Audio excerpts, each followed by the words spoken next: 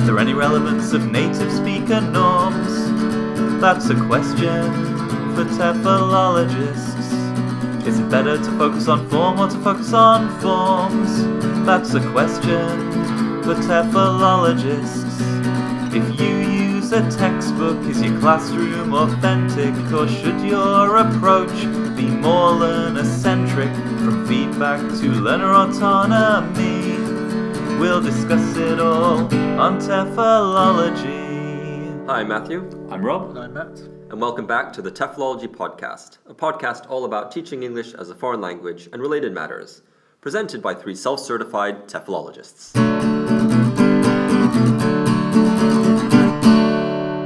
Today we're going to be talking about interviewing. So interviews are something that we've been doing for quite a long time on the podcast. Mm-hmm. I think we've all got slightly different perspectives on interviewing.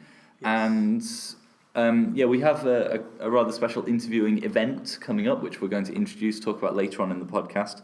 But for the first part of today's episode, we're just going to talk a little bit about our experiences of interviewing and our ideas about interviewing.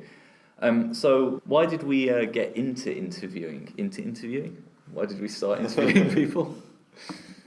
For the podcast? Yeah.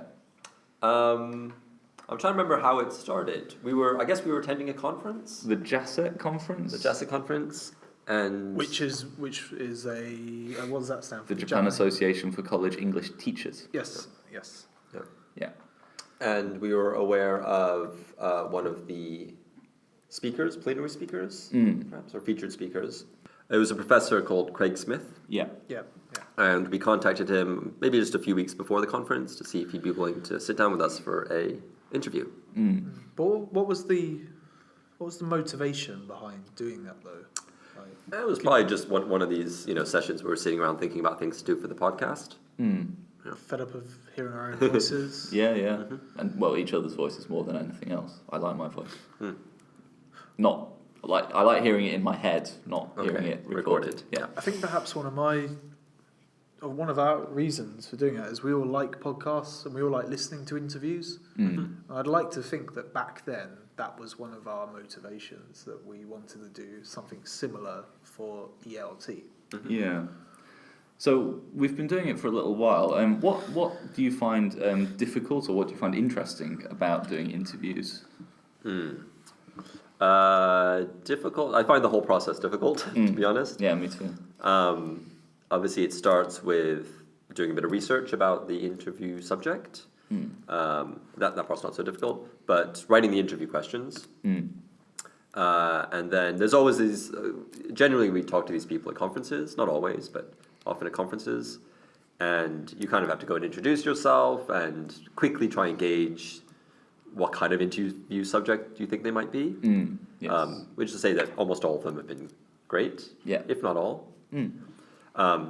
But you do want to know what kind of discussion you're going to have with this person. Yeah.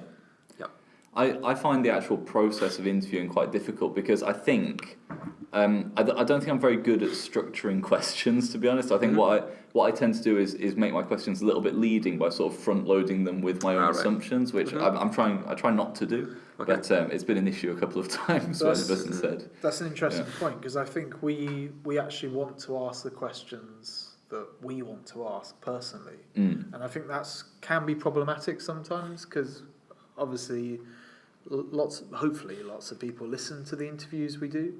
So it's not just like us interviewing somebody in a room. We have to think about the wider audience of the interview. It's hard to get that balance between being a bit critical but being quite descriptive of somebody's work. I was actually going to ask, do you think that it's better for the kind of interviews we do to be more general or more specific? Is it a good idea to challenge ideas when they come up in the interview? I don't think there's necessarily a better in terms of general or specific. I think both are nice and both are different.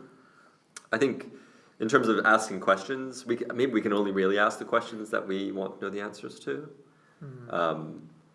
Making it too general may not please anybody, and I think making it specific, at least, I think you get better or more interesting answers by making it more specific. That's true, but on the other hand, we tend to start the interviews quite general because we want it to be as open as possible to the audience. So in some of the interviews, I know that I've gone a little bit too specific and I had to rein it back in a little bit. Or maybe sometimes the next question is, and can you explain those terms for people who don't know? Yeah. So I remember one of the first big interviews we did was with Rod Ellis, and that was one quite early on in the history of the podcast. And I remember just being quite nervous and wanting to write good questions. And I'd been reading his most recent book at the time, maybe still most recent. But writing like very kind of inside questions, like just picking apart specific things he said in the book, which maybe for people who hadn't read the book would not be that interesting. Right. Yeah, well, I think that's another thing as well, because I think a lot of the questions are display questions. To them, we want to display that we know something at least about their work. Yeah. Because I think it creates a good rapport if you show that you've actually done the research. Yeah.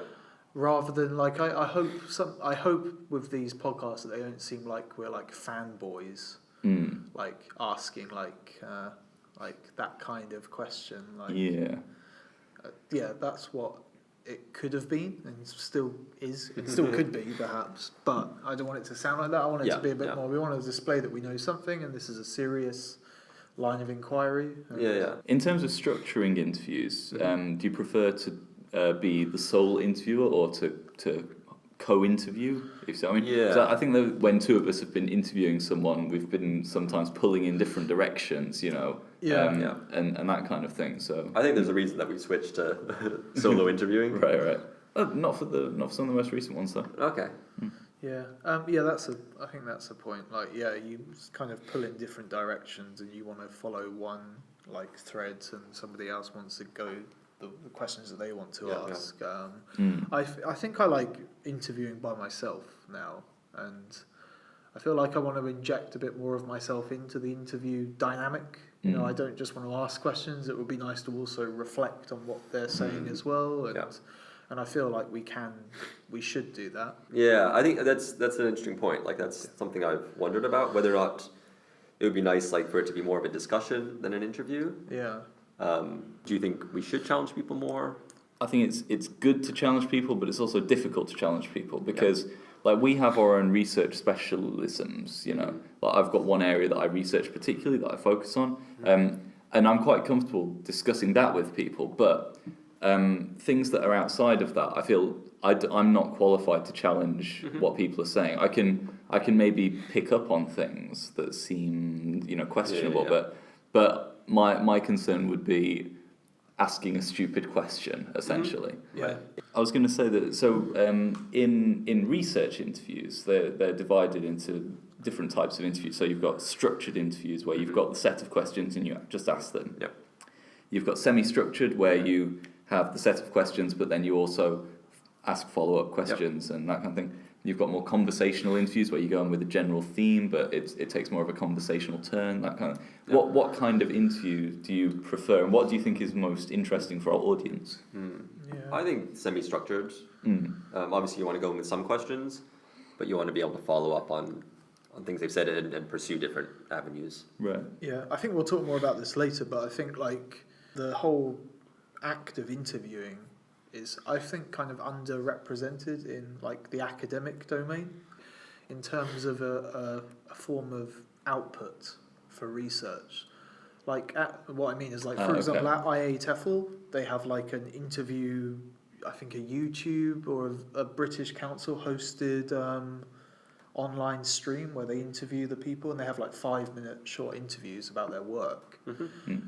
But that's like very minor and sidelines, and I think it should make more of a stronger. It should have more of a stronger presence at conferences. Yeah, I mean, I guess the reason that it doesn't is because maybe they're worried about it not having an audience. Academic discourse is quite rarefied, and it tends to be within its little domain. Because like Matt said, in a structured or a semi-structured interview format, you're developing meaning together.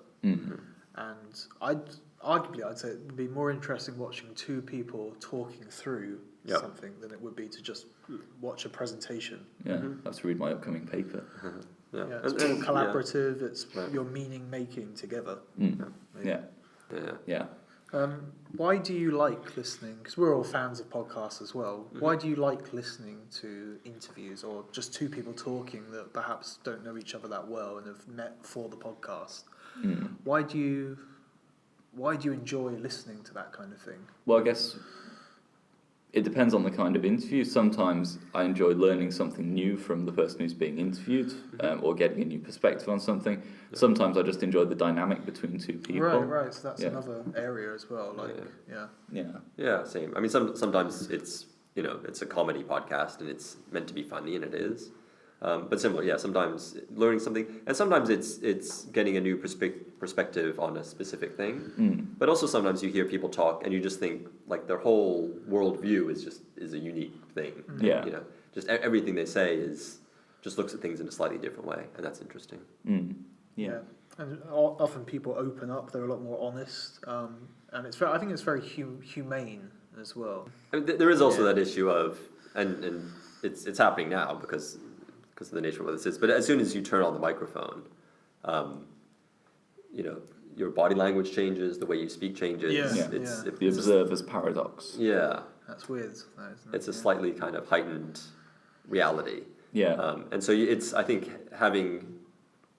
any criticism or anything challenging maybe also would be magnified a bit. But maybe also it would be difficult to have a very relaxed conversation in those circumstances. Yeah, well, I mean, listen to the tension in our voices right now. Exactly. Yeah.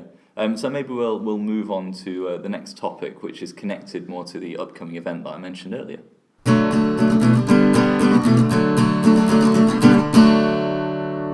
Okay, so as Rob mentioned previously, we're going to be at this year's JALT2016 conference. For those of you who don't know, JALT's what does that stand for? The Japanese Association of Language Teaching. Nearly. The Japan Association of Language Teachers. Okay. Yeah. You're out. But it's arguably probably the biggest coming together of teachers in Japan. Yeah. I can't wait to come together with all those teachers. It's a coming together. It's a melting pot of all the teachers across Japan. A gathering. That's what we call it. We call it the gathering. We're going to the gathering. It's just a conference, isn't it? That already does it for us, isn't it? Actually, we're going to be there like we were last year, but this year we're doing something a bit different. We're going to be hosting a forum. And in our last section, we talked about interviews, and for our forum, we're going to be conducting 3 interviews with some invited speakers to the conference. The speakers are Sarah Mercer, Ryuko Kubota, and J.D. Brown. That's right. And I mean, we in the little kind of blurb to our forum, we called this an unorthodox approach for some of the reasons that I kind of mentioned earlier. Yeah, I mean, as far as I am aware, JALT has not hosted this kind of forum before. To our knowledge. So we have a 90-minute forum, and we're going to be conducting 3, I think, roughly 20-minute interviews with each of the invited speakers. And the theme, every year JALT has a theme, like many conferences. They have a kind of general, very non-specific theme. This year it's transformation. So we're going to use this section to talk a bit about what transformation could mean, and there are many interpretations of transformation. Yeah.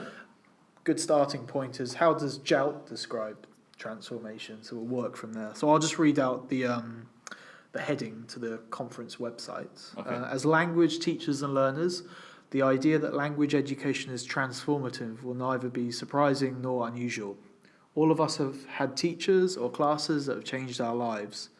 Some of us have also had language learning experiences that have been, and then there's a massive blank space. Okay. That's there intentionally. The blank space is there for you to fill in because transformation implies change, and change in language education can be viewed in so many ways: inspiring, stimulating, rejuvenating, exhilarating, renovating, resuscitating, and this list can go on. Resuscitating, interesting. So that's the opening. So let's work from there. Okay. Transformation. What is it? I mean, they start off by saying the language education is transformative. So maybe on a basic level, transforming students from lower linguistic proficiency or lower to upper proficiency. So that's transformation. I guess, like, in general, like, education can transform lives, you know. Yeah. That's the intention, isn't it? Yeah. Well, I suppose. I don't know. Maybe there could be other. For example. Well, I don't know. Well, is transformation? Are we seeing it as a positive or a negative or a neutral? I'd say it's neutral. Neutral. Okay. I think it's more positive than neutral, but yeah, there could be like. I mean, the adjective transformative, I agree, is generally used in a positive sense. Yeah. But a transformation, I don't think is necessarily positive. I mean, in the sort of Kafka-esque. I mean, like Matt said, in terms of language learning, obviously it's a very transformative act. You know, the act of learning, of acquiring new language, of acquiring new skills. But transformative in what sense? I mean, do you change as a person, or do you just learn a new skill? Well, learning a new skill, though, is a type of transformation. Or is it just a new way of expressing what you already are? Mm-hmm. Again, it's a transformation. It's any kind of change. Okay, well, I mean but that's very broad, like any kind of change. Sure, I think we want more specific examples, right? Mm-hmm. So, like, learning a language it's a change, so therefore it's transformative. But is there something deeper than that? Well, I think you could talk about, obviously, motivation's an area that I'm going to come back to with Sarah Mercer later. But motivation, you can transform in your motivation, your orientation to learning language, you know, how you identify with language. Transformation with language learning can bring about transformation in real life. You know, it can lead, you know, it can open up doors for you. That's transformative. Okay, yeah. In a sense. Would you say that you've ever had a transformative experience? As a learner or in general? In general. I must have had. You think so? I'm sure I must have had a transformative experience at some point, but I can't think of one off the top of my head. So like a tangible act when you felt your language being transformed. Well, your language or anything, right? Yeah, anything. As a learner. I mean, as a learner or as anything. Like something that, I mean, because when you say a transformative experience, what I think of is like a moment, like something happens. Yeah. And it kind of signals a turning point in your life. So as a learner, I can think of one thing, which was when I was in a convenience store. I'd been in Japan for about 6 months, and I'd been learning Japanese and getting nowhere, and everything was just white noise to me. Yep. And I was in a convenience store, and the clerk said something. Yep. And I understood it, Yep. and that it was a huge thing. It was I suddenly realised this started making sense. Like I'd gone through a wall, and I felt that I did change in some sense then, because I felt like I'm not a complete outsider anymore. I've transformed in some way. Yep. Yeah. So that's the process. You started the process of transformation. Yeah. I mean it's kind of like ritual in a sense. You know, like the social science definition of ritual is like an act where you go through a process and you change. You are in some way transformed by the end of the process. I think on a very micro level, we see our students making transformations every class. You know, if you ask your students to reflect with peers or self-reflect, or if you give them feedback, a more teacher-centered approach, hopefully you can see some sort of transformation taking place. From the start of class to the end of class, you're seeing something new that they've learned that wasn't there before. So that could apply to transformation. I suppose, but again, it seems very, very minor. Well, that's my reading of it. You're transforming their language.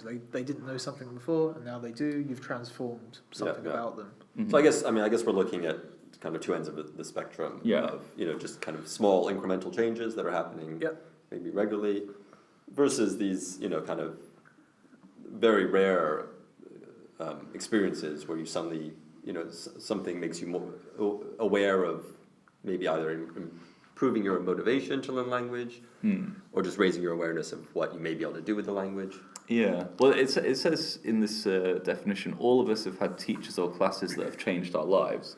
Have you had a teacher or a class that you can think of that did change your life? I mean, I always quote this whenever people kind of ask me, like, one of the reasons why did you come to Japan, why are you a teacher? And those 2 points can be plotted back to when I was learning judo, when I was like 10 years old. So I obviously get the interest in Japan from the judo, but I think I became a teacher very partly because of my judo instructor, who kind of subconsciously influenced the way I probably still teach now. Okay, that's interesting. And I can't pinpoint exactly what it is, but it's something about his teaching that made me kind of aspire to want to do that kind of thing myself. So yeah, that's my story. No, I have thought of an example of a teacher, but it was maybe not that kind of formal teacher-student situation, more a mentor. At one of the first schools I worked at, one of the senior teachers who I was extremely inexperienced. I basically, starting out.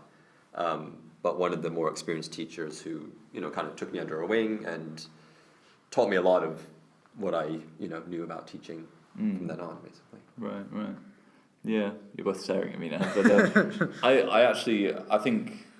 I can't think of a very good example, actually, of a teacher or class that's particularly changed my life, because I was a terrible student and I hated studying. Right. Right up until, in fact, the only times I've really enjoyed studying have been as a distance learner. How about a different perspective? Do you feel like you've brought about transformations with your own learners? I wouldn't like to say that I have, because I think, I don't know. I wouldn't like to take credit for any changes that have happened in my learners. In my class, I tend to be quite hands off in terms of, like, I'm not there. I'm not there to develop them as people or anything. I want to give them space to speak and support them, that kind of thing.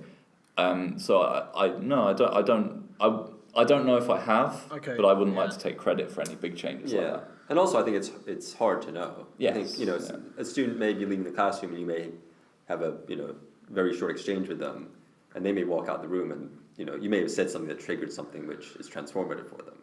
But you'll never know. I did actually get I had one student a little while ago who she added me on Facebook after she graduated, and there was a photo of me on her Facebook, and she wrote in the comment, I wasn't tagged in it, I just saw it come up on my feed, and she wrote in the comment in Japanese, not directed at me, this person changed my image of what a native speaker teacher is, which I thought was very interesting. Okay, so in that sense, you've transformed her assumptions about what a native English... She vowed never to be taught by natives. Yes, yeah. Well, that's I don't know what that meant. I think it was meant as a positive, but you never know. Sure. Yeah. So that's another thing as well, the way that people think about, assumptions, even things like grammar rules, pronunciation, these things can be transformed. The knowledge. Especially transformative grammar. Right, yeah. Okay, well that's another area, I guess, yes. But I think, like you, maybe as adult learners of foreign languages, maybe the experience that most of people in our situation have had in terms of transformative experiences are those first times that we use the language, to communicate. Right. And so I think maybe in terms of language learning, a lot of the transformative experiences happen outside the classroom. Very briefly, how about in terms of professional development as like teaching professionals? What kind of transformative, journeys have you been on? I would say, I can talk about one example, which was losing a job, being got rid of from a job, which the way that transformed me was it made me more determined to succeed, essentially. So after that, I put in a lot of effort. Now, it wasn't losing a job from being incompetent or anything. It was more of a political decision.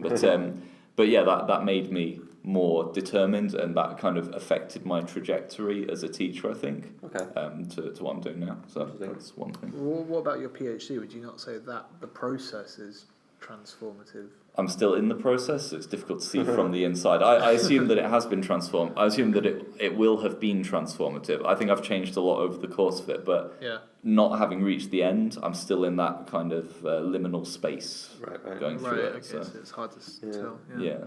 I'd say like the first day of my Delta course was fairly transformative as a teacher. Just the I don't know, like meeting other teachers who were kind of at a similar point in their career as I was, but who also had this kind of at the time I was working in a language school. I was enjoying my job, but I wasn't reading much about language teaching, and I hadn't really engaged with the profession on that level. And the first day of my Delta suddenly kind of opened my eyes to this much bigger world that existed out there. And then just, I guess, every day in the first few weeks of the Delta, it was a case of the more you read, the more you realize you don't know, and the kind of more ideas you're exposed to. And that was maybe the most transformative experience for me. And I guess there's things that can go on outside the classroom that could be transformative on our working life as well. Which is probably another area that people don't talk about much, like the stuff that goes on in personal life and how that affects the teacher and the teaching self in the classroom. Sure. Maybe that's another aspect as well. Yeah. I mean, maybe those are issues of. I mean, we've talked a bit about it before, but maybe people bringing ideas in terms of that idea of. You mentioned you don't want to change your students as people necessarily. Not necessarily. Right. But some teachers, language teachers, have that goal. Yeah. And maybe they want to connect more to issues outside of language teaching. So it seems like there's enough to do a whole conference about transformation. Yeah, but I bet you most of the presentations are just people talking about whatever they want to talk about and not connecting. Well, a lot of these conferences say I think you get like bonus points for making it somewhat transformative, but these terms are so vague that anything goes, basically. Yeah. But they often have a line that says, or anything else. Yeah. Or related, right. So... I think our forum will be transformative for everybody who attends it. Yeah. I'm pretty confident. I agree. Cool. Okay, well, let's use the next section to talk more about that.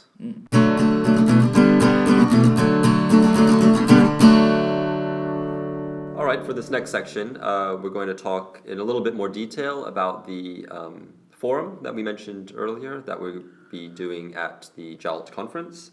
And as we mentioned, this forum will take the place of 3 short interviews. Each of us will be leading a different interview.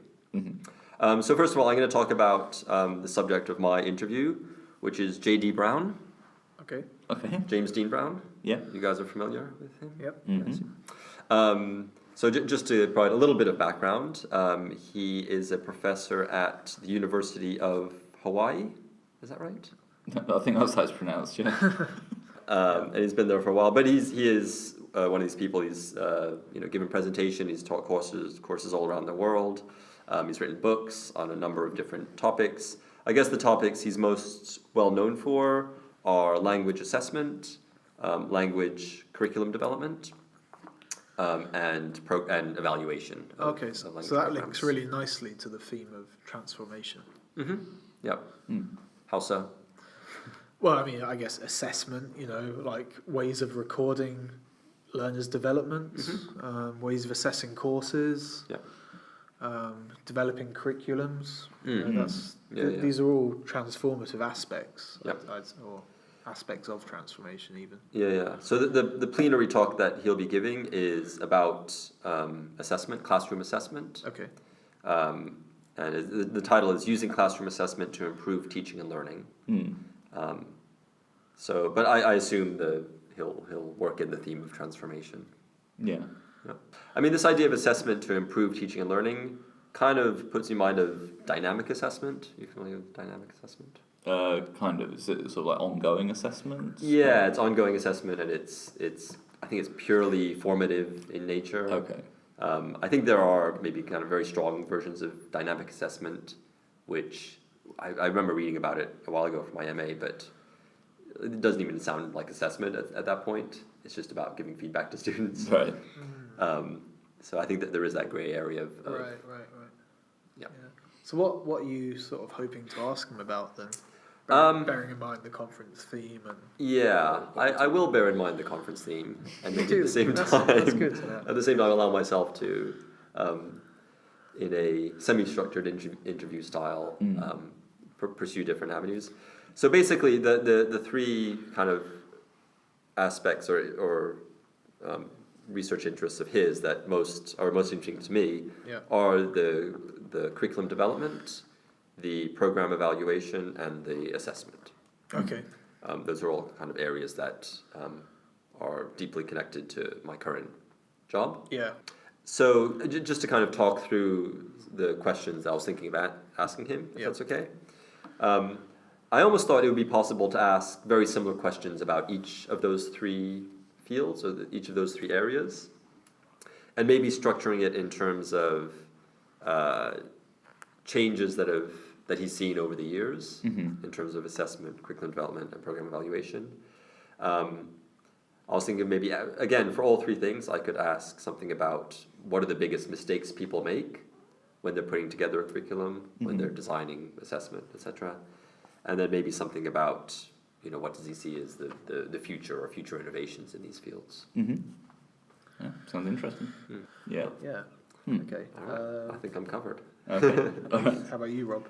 So I'm going to be speaking to Ryuko Kubota, who is a professor at the University of British Columbia in Canada.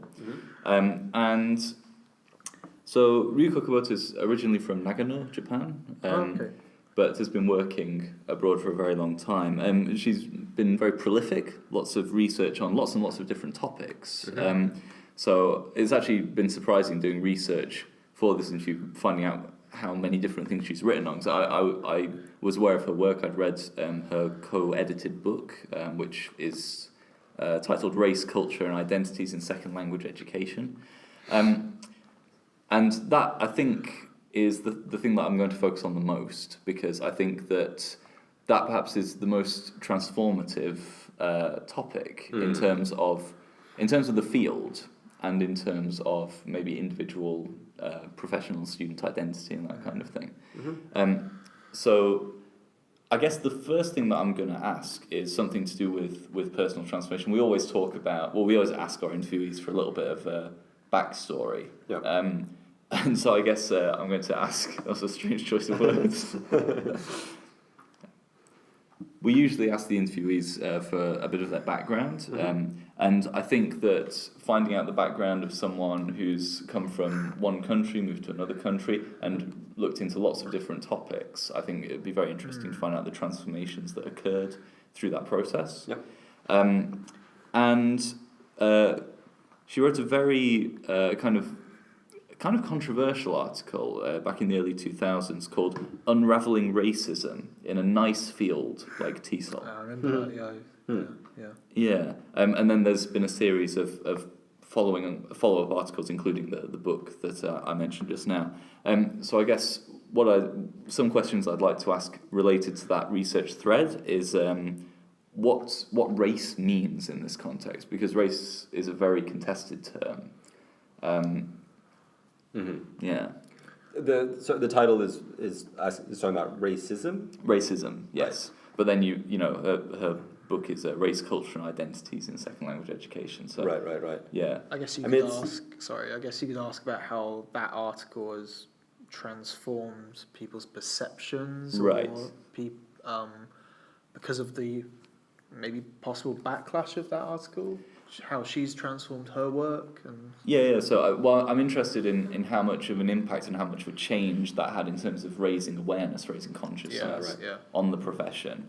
But then also looking at the impact of racism within the field. How has that affected people, like teachers' identities, student identities, or that kind of thing. So I think there's a lot connected to transformation in this idea of racism within TESOL, especially when it's something that's not recognised very often.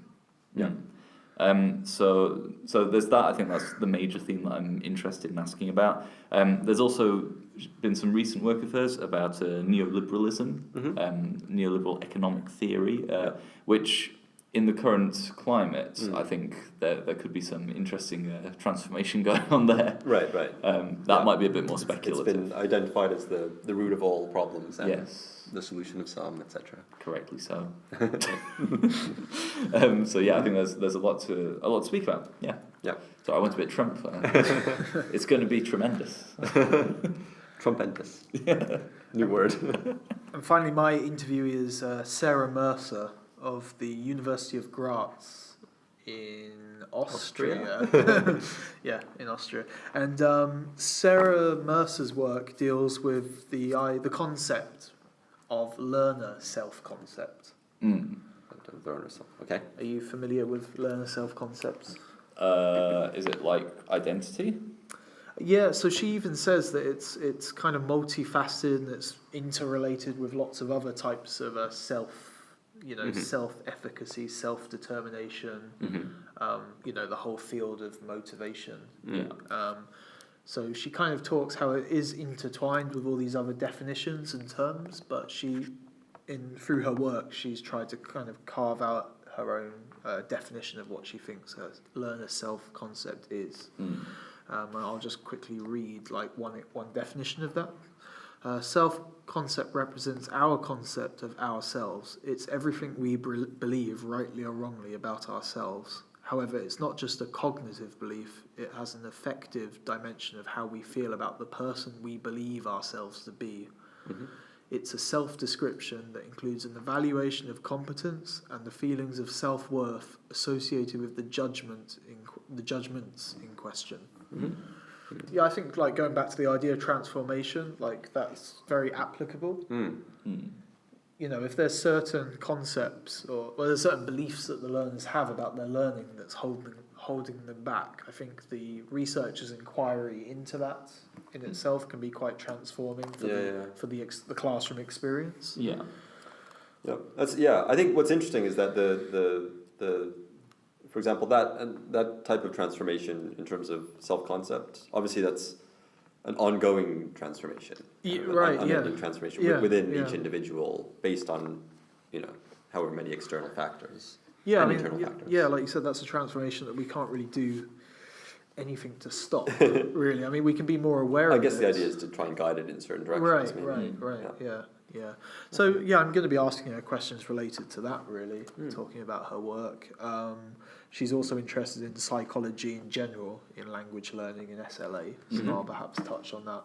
But I'll be looking more at these kind of concepts of self and the models that we have available in the field and how that relates to transformation. I'd also like to talk about her work as well, perhaps. Okay. And as a researcher, how she feels she's transformed as well. Yeah. Okay. Yeah. Well, I think what's interesting is that with our 3 different interviews, we're kind of covering different areas of transformation. Yes. So maybe with talking to Sarah Mercer, perhaps the focus might be more on kind of transformation within individuals. In terms of Kubota, maybe transformation in a much wider kind of field-wide. Societal transformation. Yeah. And then with JD Brown, maybe more transformations in the industry, looking at these specific areas. Yeah. Interesting. Great. And just so that the listeners know, we are going to record these and put them out as podcasts. Yeah, of course. It's not going to just be what don't we an on the record them put out as a podcast. And maybe also, I guess we'll tweet closer to the date, but we'll also be happy to take any questions that any listeners have for any of these 3 interview subjects. Yeah. Sure. Great.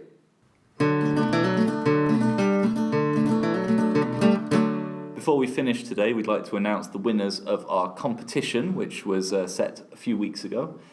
So just to recap, the competition was to win copies of the 2 ebooks, English for the Alien Invasion and English for the Zombie Apocalypse. We had 2 copies of each available by Lindsay Clanfield and Robert Campbell. And the 4 winners who suggested topics for future episodes are Luke Lawrence, who suggested group dynamics, a discussion on group dynamics. Chris Cooper, who suggested Lynn Cameron as a future TEFL pioneer.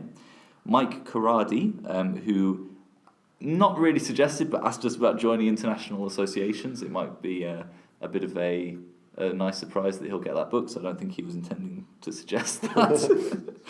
And finally, Matthew Wilson, who asked us to talk about the applicability of ELT research to different settings, to different countries. So congratulations to all 4 of our winners, and the books will be e-winging their way to you soon. The codes will be. The codes to the books, yeah. Thank you very much for listening to today's episode. As always, visit our website, TEFLology-podcast.com. Follow us on Twitter, @TEFLology. Send us an email, TEFLology@gmail.com. Rate and review us on iTunes. And yeah, please stay tuned for more episodes. We'll be back with our JALT interviews soon. So it's goodbye from me. Goodbye. Goodbye.